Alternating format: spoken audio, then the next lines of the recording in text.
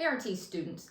Last week on my channel, I posted a video explaining the difference between physiologic dead space and physiologic shunt.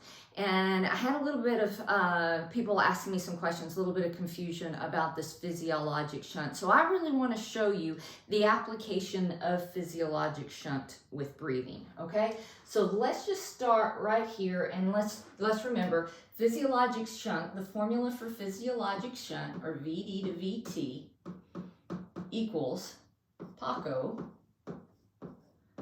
minus PICO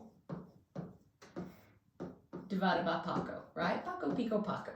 All right, now let's say that we have a patient and their PaCO2 is 80 and their end-tidal CO2 is 20, okay? So PACO is 80, PICO is 20 divided by PACO. All right, double check my math, okay? Because I always make mistakes. So 80 minus 20 equals 60 divided by 80.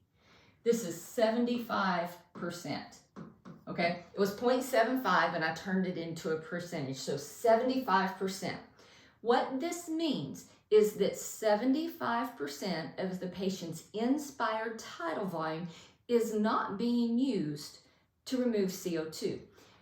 This is a huge amount that is wasted. It's not participating in ventilation. So now let's come over here and talk about what that really means.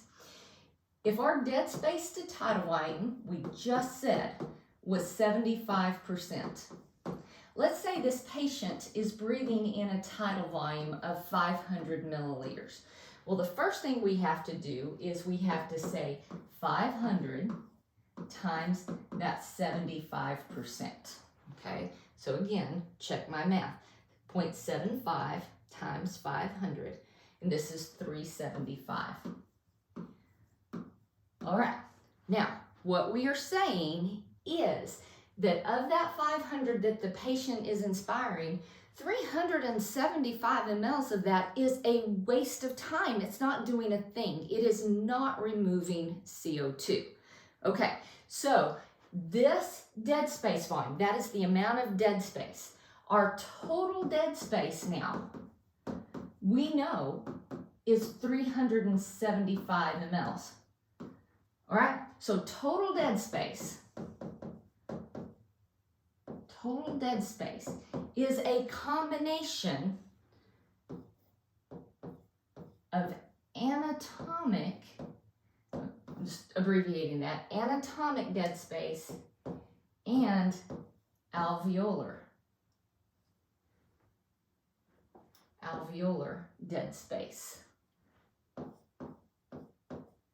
All right, so here we go. Let's say this patient is a 5'6" female. And the reason I'm going to do that is because I am 5'6", all right? So if my total dead space was 375, I would have to figure out my anatomic dead space, okay? Anatomic dead space is 1 ml per pound of ideal body weight. My ideal body weight is 135 pounds.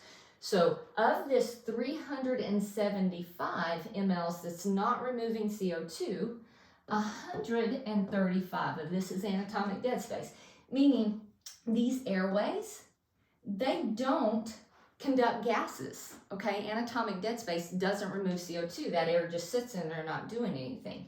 So that 375, 135 of that is anatomic dead space. So now we want to figure out that X, right? We want to solve for X because X will be our alveolar dead space.